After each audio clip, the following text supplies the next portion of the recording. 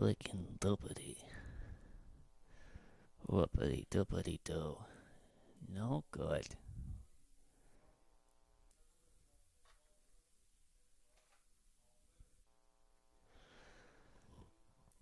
Uh oh, uh oh, oh. Hate notifications.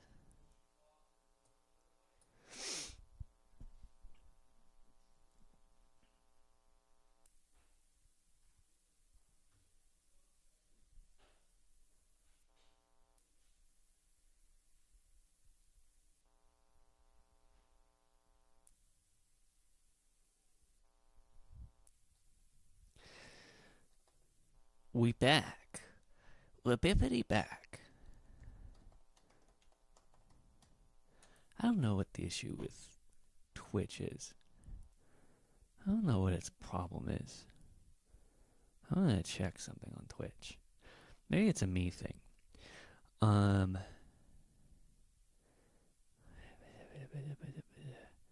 chat? What's my chat issue? Oh, you know what? I think the issue with chat is, I don't know if you're still on Twitch, but I know that if you follow, I know, but then that's also restricted to like people who have sets that if you follow, or like you have to follow to comment or something. I don't know if I have that or if that's just normal or natural. Please, folks, ask me random questions though. Get me talking. Also, please tell me how the audio is. If you can hear me all right, or if it's coming from like one ear. I have a theory about something.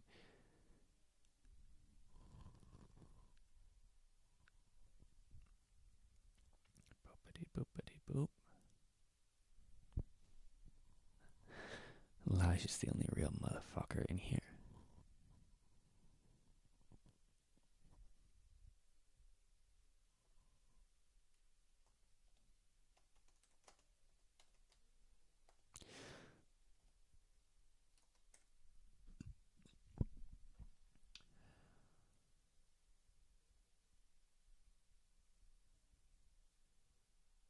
Okay.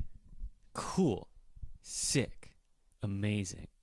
There's a slight delay between my comments. Audio still must be okay. Amazing. Okay, stream's up and running. You can hear the audio. Amazing. But apparently people can only comment on YouTube. So that's something that I need to figure out. But not the end of the world. Boopity boopity boo. I need to figure that out. Permissions? I'll figure that stuff out later. Folks, please. Only coming out my right speaker. That could be a me problem. That sounds like it could be a me problem. That's what I was thinking it was gonna happen. I'll be okay. Twitch comments work, so I think you need to follow to test Twitch comments. Does anyone else only have one side of audio? If anyone has headphones on, dude, that ain't the world, lore. I'll do that while also trying to troubleshoot this audio stuff. Yeah, I saw the comment on Twitch. This is gonna be so frustrating. Okay, it's not a me thing. If you're only hearing it on the right side, if I pan it, I'm getting music though, both sides. Yeah, okay. Um, uppity buppity. Oh, you know what I can do? You know what I can do, folks? Oh, this is gonna fix it. Oh, there we go, folks. I fixed it. Everyone, tell me if I fixed it. I think I just fixed it.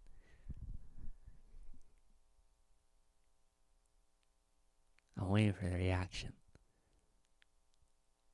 I'm waiting for it. Yes. Okay. So, as a little audio person, the issue, it's a like single, it's like a mono audio source that's being fed into a stereo like system. So it didn't automatically just put both like freaking it didn't put just didn't duplicate the mono. I had to choose to make it mono, but we figured it out. Welcome to the stream. I so first of all, Elijah said world lore. Get your freaking questions and comments in about anything in the chat so I can respond to it. It appears to be a bit of a delay in like from when I'm speaking to when I see your comments. So I have to do a lot of filler. But I'm going to be streaming on Fridays, on Saturdays, on Sundays. I'm going to try to do like DM advice stuff and what else am I doing? And like world building stuff, and then like TTRPG news and maybe saga things. I don't know. Depends on what the interest is. I'm gonna try to pull some people over from my TikTok onto the streaming. That's gonna be exhausting, but I'm gonna do it, and that'll maybe be the last I'm done on TikTok. Also, I might stream on TikTok, but it is like it's not as easy to just stream straight to Twitch into YouTube. So folks, I'm waiting for these questions and comments. Please, please. I can't just vamp forever. I feel naked and alone over here. Uh-oh. Folks, I can only be a silly little guy for so long. I need someone to feed me. I need the feedback. I'll start devolving into a more silly little guy. I'll make weirder and weirder sounds until someone asks me fun little questions about my world. Is there any of the lands that have a heroic age? That's okay. That's a okay. So the frame of the okay. Um, that's a big. Thank you, Elijah. That's a big question kind of because it's you're getting into a smart idea. So are there any of your lands that have a heroic age? You're keying into something which is kind of like if the ages themselves have, I don't know, like themes, or I suppose. And so I kind of think my theory on the lands and how they kind of determine ages is that I think, at the beginning of a land's time, when all the lands are born or whatever, there wasn't a set age. There weren't demigods. The culture had to or the people had to imbue meaning into the land by just like living more full lives, doing more advanced things, doing magic more. That kind of brought the land to life. It was this like feedback loop. And so I think typically the first age of most lands, like the first thing that happens is like the rise of like heroes and taking the land or whatever elements of the world from a place of danger and like rebelling against that, and then through like acts of heroism to kind of settle the land and establish the first culture. So first ages typically, I think, are heroic. I have notes on this. I have notes on so many things.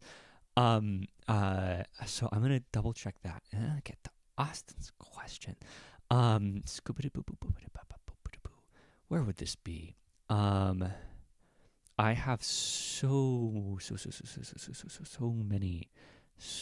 many little notes, and this is gonna be so interesting for me to look in my laptop at my notes, but miscellaneous, Misathiah, divine. I don't see. I think miscellaneous, and then basic world facts. Would it be there? Civ stages. I also have ideas for like civilizations and as they develop. Like at what stage do they get into like having a collective culture and godlands and like demigods, because like kind of what happened with Valia is that they didn't get to that stage until like the mid 6000s, and then they were stomped on as that was happening by the Empire. Um, Concepts, developing ideas, nine old and new international factions, progress. Ugh, that's just a bunch of writing. Oh no. I have no idea where this information is. I'm gonna move on to the next question. What land in your world have you not fleshed out as much that you're excited to explore more? So many, Austin. Um, there's, I think, so that's such a that's such a like I all of the lands I I want to flesh out. All of the lands I want to flesh out. Um but it just depends on like where the focus is. I like Philea, even as it's like one of the most populated as far as information lands that there is. I do still like there's still more to build with it. There's still more to explore.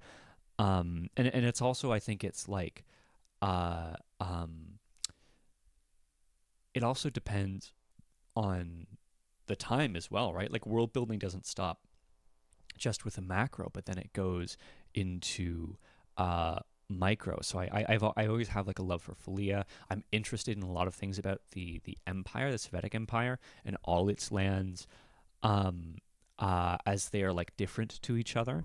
If I had to pick one, I think across those seven within the empire, I think it's Keshedim, which is the like the homeland, where some of us have seen these like cities on these flying or like floating rocks. So the idea with that land is that it is in the way that gosh, pulling back and explaining a concept.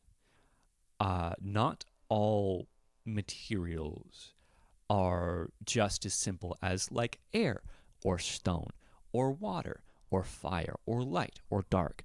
There are things that sometimes exist between. So for example, there's like for some of you who saw the City of Light, which I'm not sure if this was anyone in the chat right now, but there was like light woven stone. So there was like stone and materials that themselves were made partially of light and then themselves just produced light.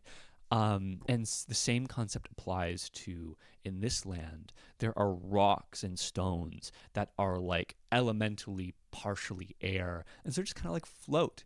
And so that kind of land I know plays with that idea as well as some other things. It's also the home of like where the griffins are, and it's like the Sovetics, beast lands. So I have a lot of there are a lot of like interesting things there that I think are uh, like easily accessible concepts, but it definitely needs to be something that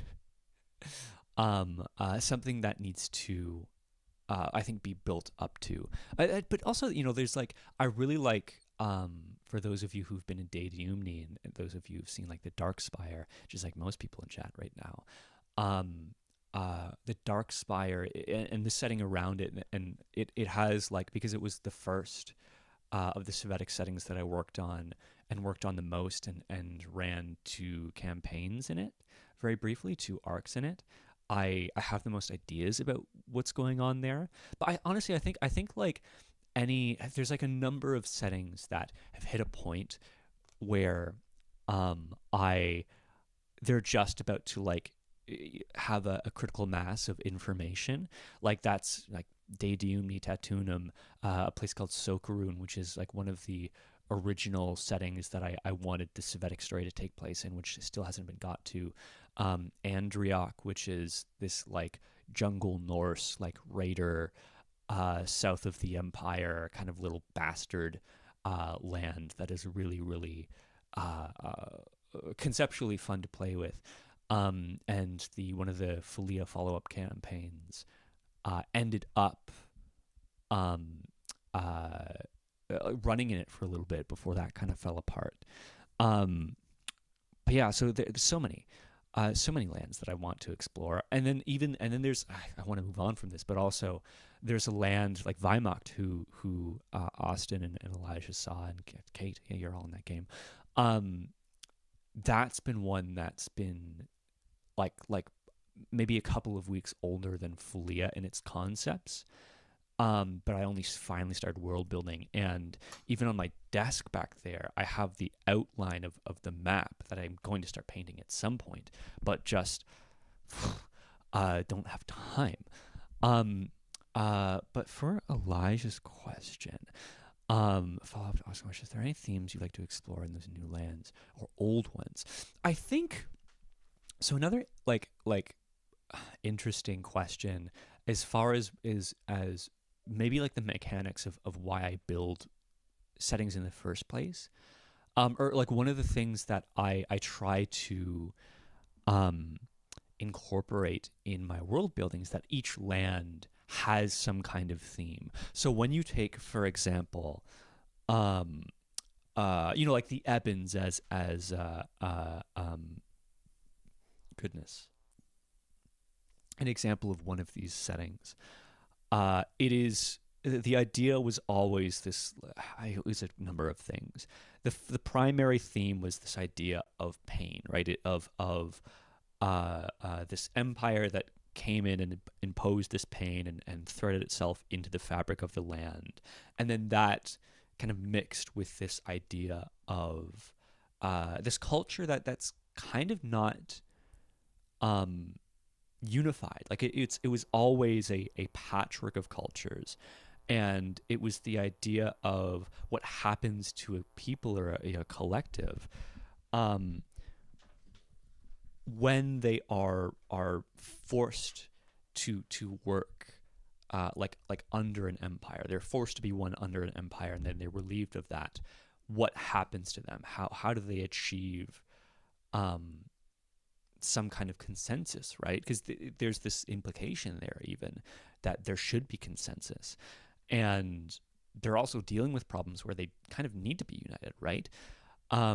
So it's like I think that was always like central to the theme, and then there's like the Sovietic settings, um, all are things that interact with ego and lies, and then and adding some other element in it. So like this core seven are ego, lies, and then it's like undead stuff, which is not so much a theme, but a like adds a frame to it. It adds a layer to the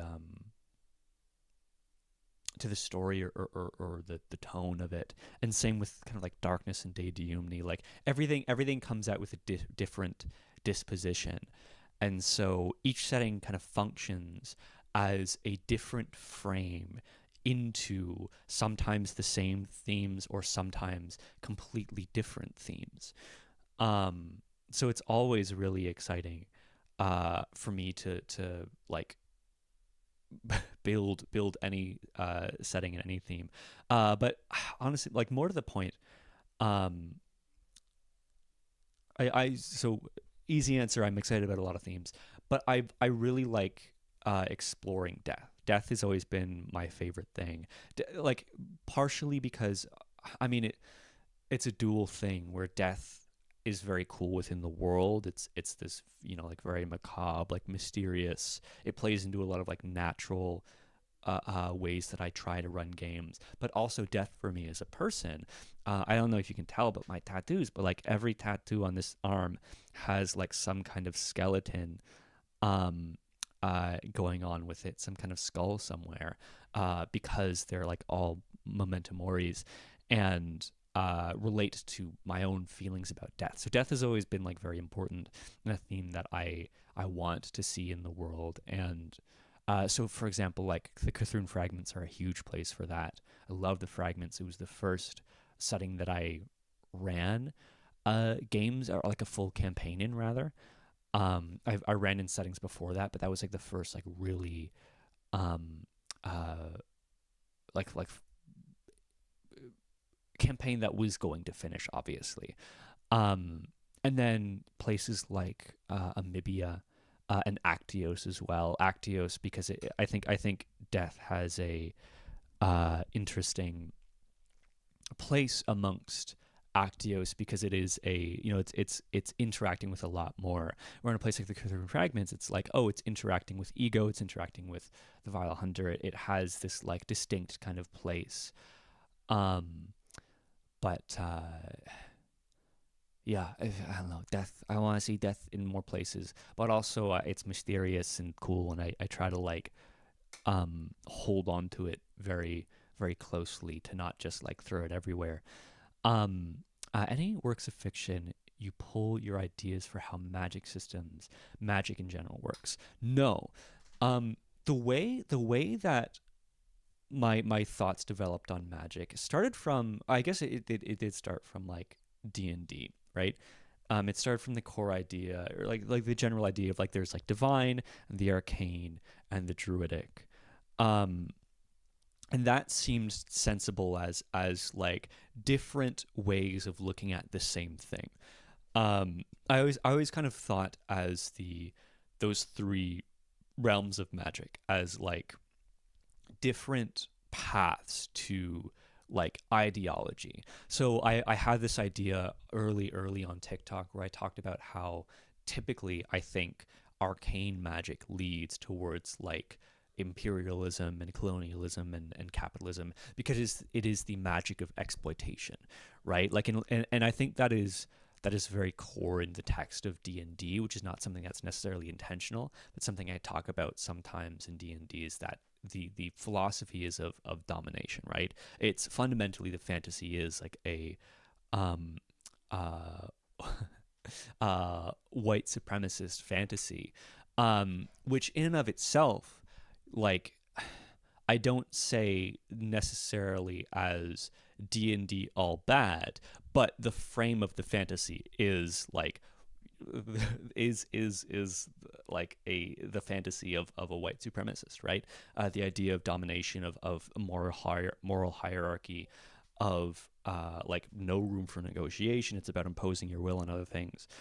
Um, so I always thought that arcane magic was most aligned with that. It's when you think about a wizard casting spells of like enchanting people and illusions and or just like murdering people, right? And so that's reflected in Saga. And then the divine tends to be this more like entitled power thing, but even then it it it it reaches outward, right? It's this um uh almost like monarch like form of magic where you need something to tell you what to do with it, right? You need a kind of guide. And then the druidic kind of magic, the natural kind of magic, is more of like we are connected with the land, we are listening to things, we are more considerate.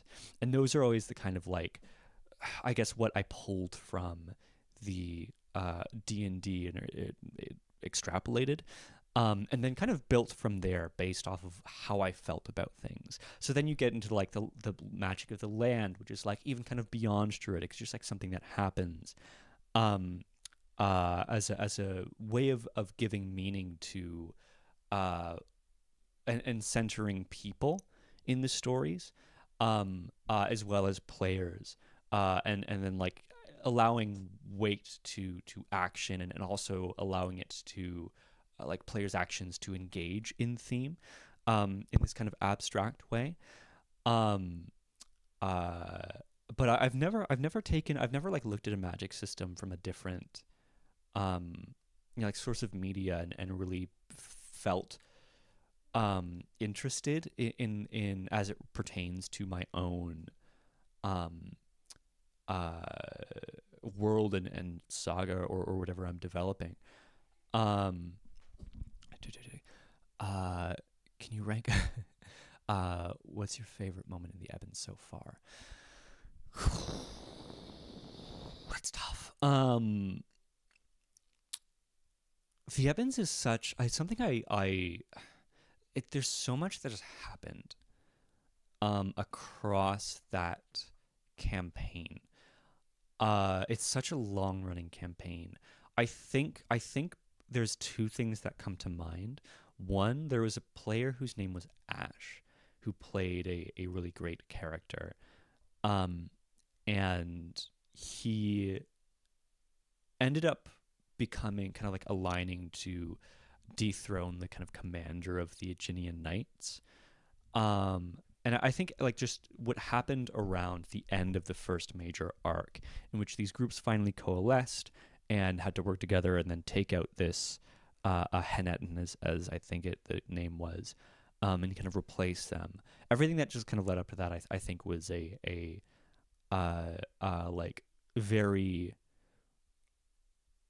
rewarding moment, and it was, I think, especially because it was like these are players who've played their characters so well that they're being rewarded by the story now, where it didn't feel like, oh, or like I think that my favorite kind of thing that happens in a game is when the game comes to a point where you as a GM do not feel a role is necessary to achieve this, right? Like when someone's stacked up all of their cards and it feels almost like a betrayal to like give a roll for it, right? Or if you do give a roll, it's like you're at advantage, but it feels dumb, you know. And then if someone like rolls like double ones, you're like, well, now I need to figure out a way for this to actually work, and like roll again because this, you know, like that. I feel like those are the kind of best moments, and I think that is what ended up happening in that series of events. And then the other one is when Dahim left.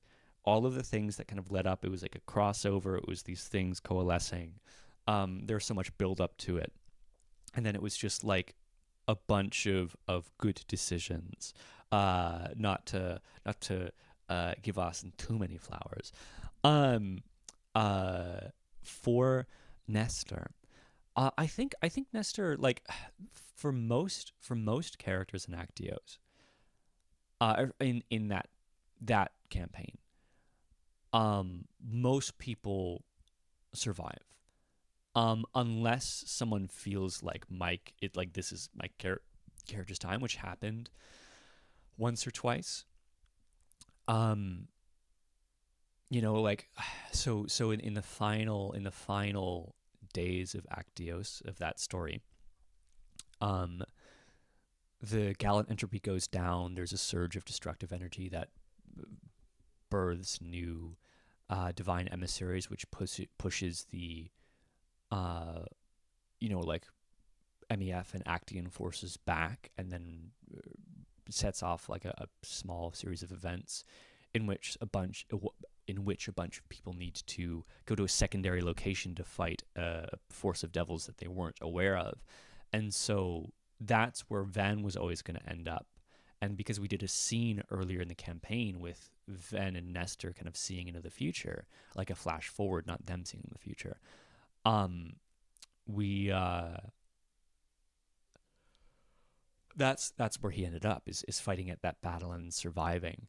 And then, but honestly, like when I ran the session on Saturday, or the sessions on Saturday, I left it up to the players as to what happened to their characters. I had some ideas. Like there are some things, like for Björnolf, I was like, he's getting dragged in the abyss because he's clearly gone off the rails. But otherwise, it um do you know what I mean? Uh, people were allowed to have their own narrative agency, and I don't think there was a lot of rolling. Honestly, I think most people ended up rolling if they felt like it, kind of like for themselves, of like whose family, what members of their family are alive, and do they make a choice here or there. But it was I was just providing the kind of frame. Like I was just the, I don't know. I was gonna use a metaphor. I was just the river, man. I was just the river, and all of you were on your little boats deciding where to go and where to get off. Um, which characters have left an impression on you, and which of those would you love to see an interaction between? Um, there's always one character that comes to mind. Um, which is a character. I almost invited this player back for the finale of Actios. So it's and Elisha, I think you met him once. His name is Zach, the player. and his character's name was Varys. It was his first character in Actios. He came back and played Kobo in Giving and Greed, and Varys was just like the first strong character in my games. Just like very well played, and uh, basically he was on a search for his family, and the player left just before they arrived at Solos, and just before um, that he would have found the hidden city in which his family was. So my thought with that character, most people when they leave a campaign, I kill their characters off. But my thought with that character is that he found his family, and then he would have been somewhere in the last fight. Um, uh, but so, and then the second part of that question, I mean, hmm, I honestly like seeing that character interact with like just the MEF campaign characters. To bring him in, I think would have been really fulfilling. To add like a layer of perspective. But I'm also looking for like a larger answer, of like who would that character get along with in the greater, like pantheon of characters across campaigns. Um, Wilwyn might be a good one for that character. Uh, uh, Although 500 years separates them, it would technically be possible for him to meet his spirit. Not that I suppose that's really the matter of the question. Um, but yeah, no, I like honestly, I think it's also that character in particular was a kind of character who was who was easily accessible for all of the all of the players who came in as their characters, because we entered a part in that campaign, and Elijah knows this, where a lot of the players like weren't strong role players. Like I needed to ask the Elijahs at the time into the game to kind of like lift up what was lacking.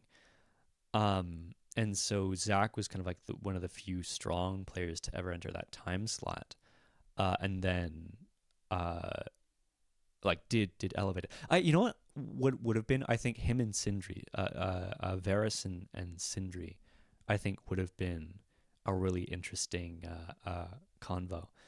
Um, yeah. There's honestly though there's it's so hard to pull, because I think there are obvious answers like um Aris, right? Like is like an interesting character for a lot of people to meet. Um but also I think with like Fulia specifically, then I also think to like Valor, and I think to like a lot of the characters who already did meet, right? Um I think a lot of those things are kind of like contained within my mind. Where it's like the people who they should have met, they did. I think maybe like a character like Artemis, Emily's character Artemis, would have been very interesting to see like across different campaigns and different stories. Um, uh, who else existed? Um, you can probably hear that now. There's not a gate on my microphone. Um, yeah, Dimbyar, that guy, huge character. Probably one of the strongest out there. Most memorable. I definitely remembered him. Um, yeah, yeah.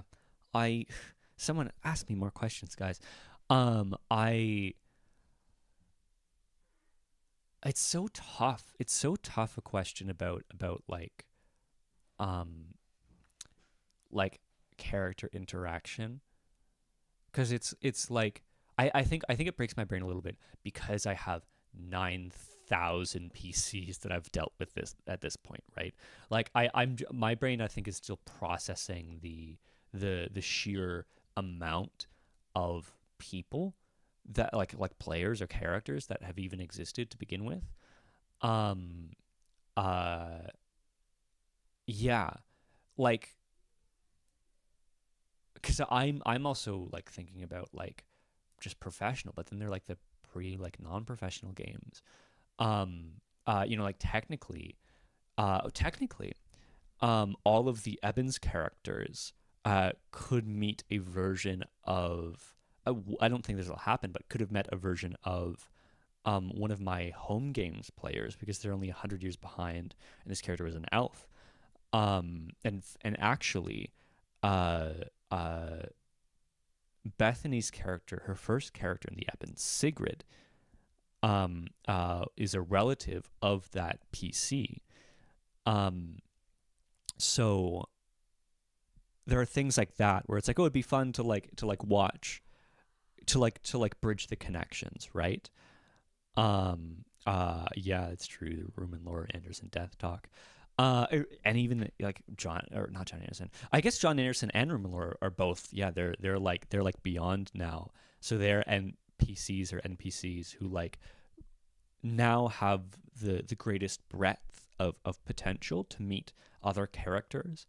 Um, Although most of the story that we experience happened long before they were around. I guess Rue was around alive back then, but MEF was just forming at the time of the like lies crisis in the Ephraim continent.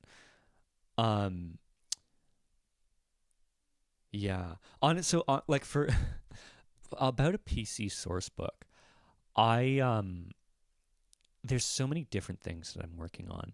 I have worked on, and something like that is kind of in the works. I haven't put much effort into it, but me and my friend started and then didn't really make any progress on um, a basically building a website that just tracks all of the things that have happened in game and like relevant events and like establish a timeline and like where things connect. So like the purpose of that would be like, okay, so it's like here's what's happened in Folia, a billion things, right?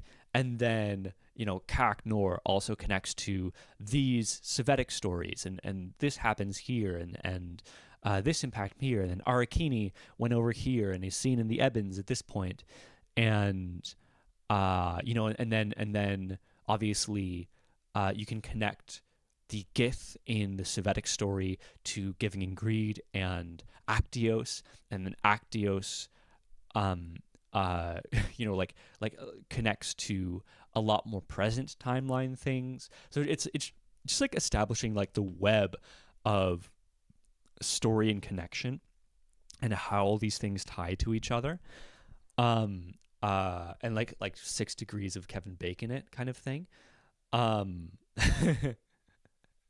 we'll see about the family tree, but yeah, I brain. Sorry, I got sidetracked with a question. Thank you so much for engaging. It's so helpful for me to do word. But yeah, the website. Final thoughts on that. I don't know how quickly that's going to come together because it's a lot of work for me to like first just put down the information. Like I started with Giving and Greed. I did a recap of that, and then I got to like Actios because those were the easiest to connect, and it was like I don't have energy for this.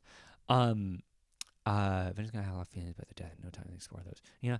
Do you think you'll run the next MEF game in Saga? I will. Although I think it'll be so. I think also on question. Um, I'm going to the rest of my games from here on out, unless they're like charity one shots, are going to be in Saga. But I think also the way I'm approaching games as to not be overly prescriptive about what is happening, although sometimes that works. Like I think Giving and Greed was a great idea.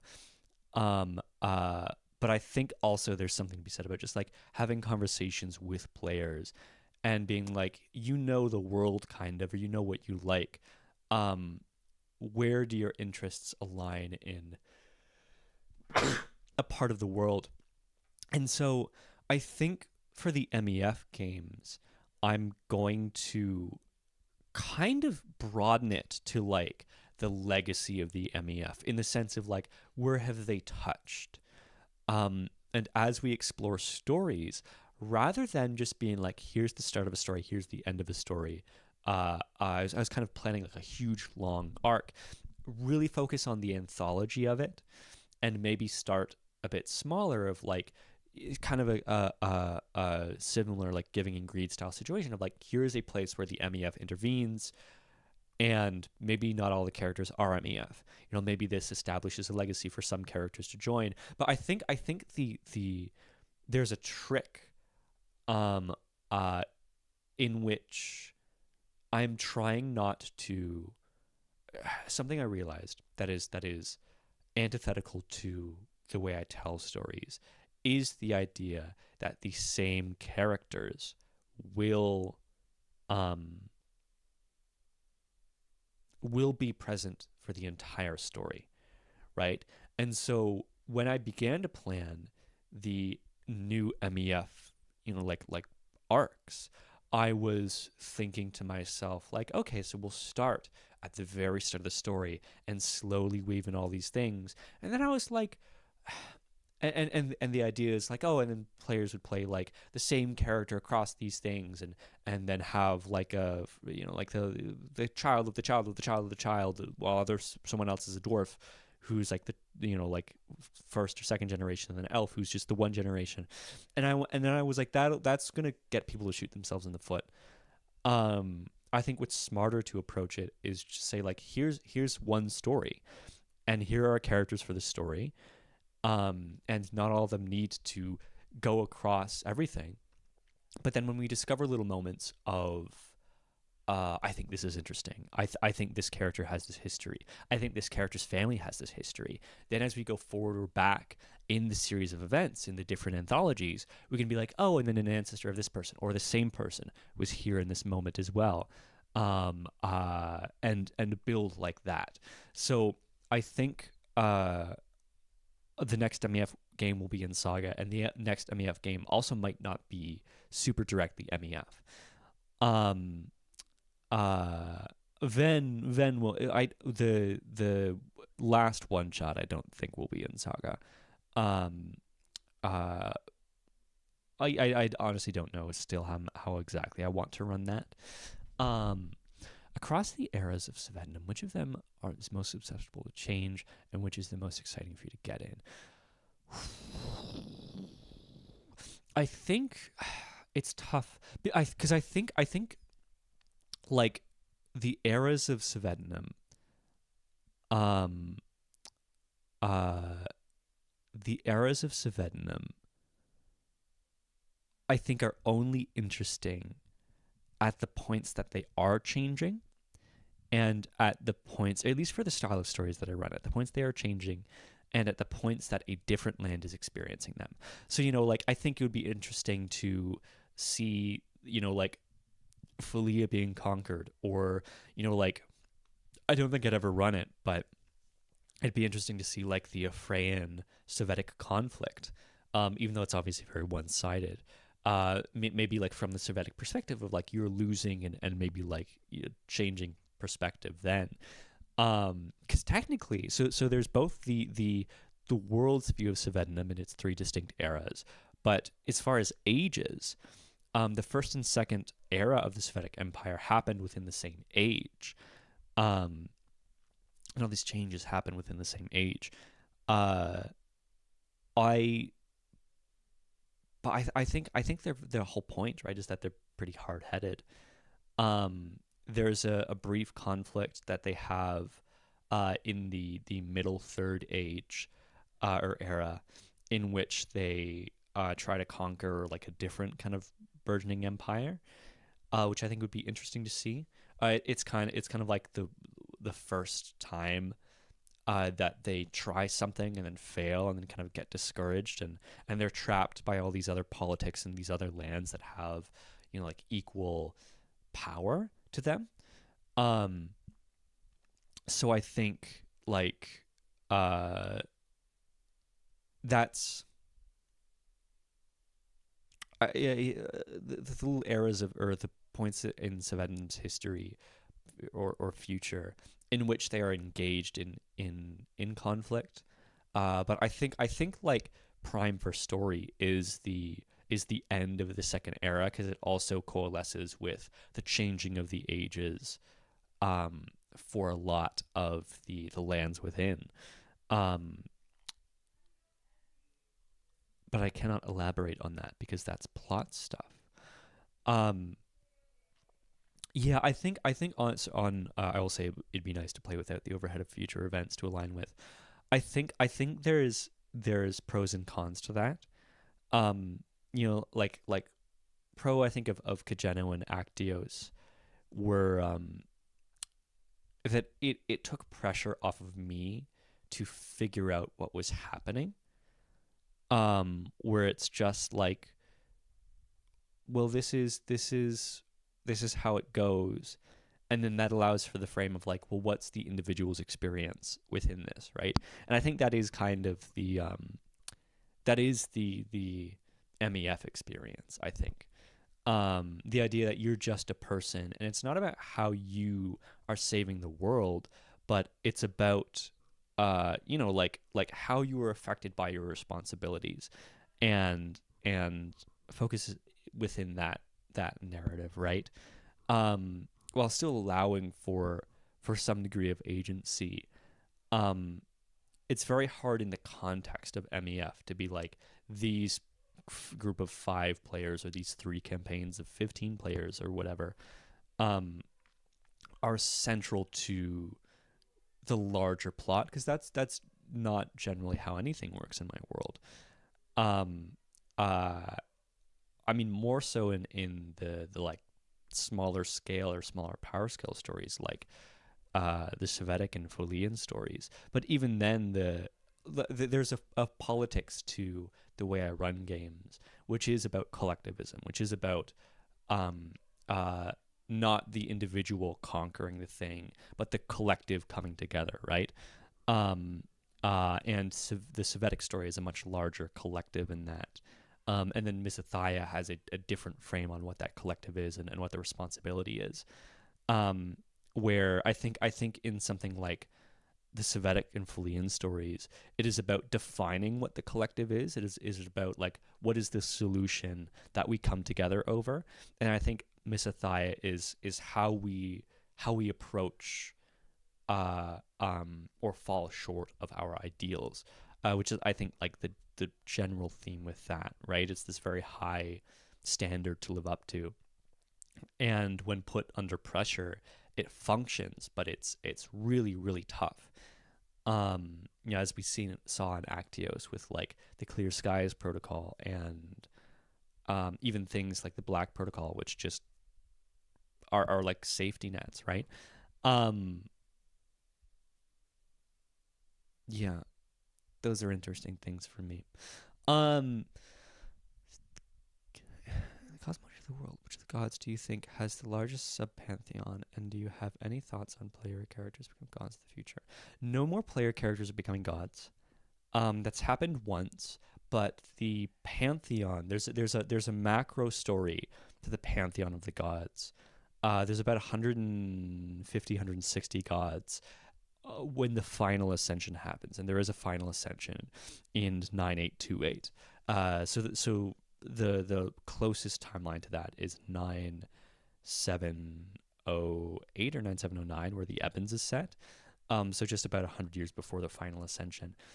So in the Cthulhu campaign, as I was running it, um, uh, my view of the world was much smaller, and so I let a player become a god. But at this point, like that at the time, the gods had less meaning. They had less presence in the meaning as well, and in their relation to theme. They were just kind of like these things. And then the more I ran games, the more their identities had to solidify.